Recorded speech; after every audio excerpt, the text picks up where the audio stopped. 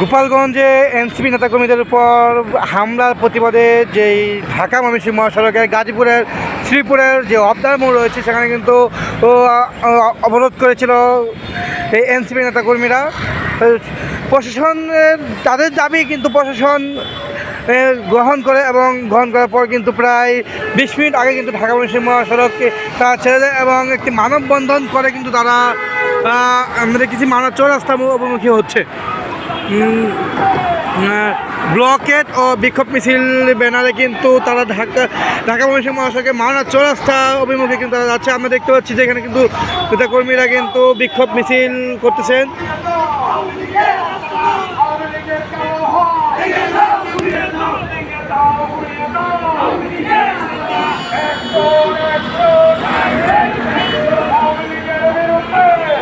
গোপালগঞ্জে এনসিপি নেতাকর্মীদের উপর হামলার প্রতিবাদে কিন্তু ঢাকা ময়মনসিংহ মহাসড়ক অবরোধ করেছিল এনসিপি নেতাকর্মীরা।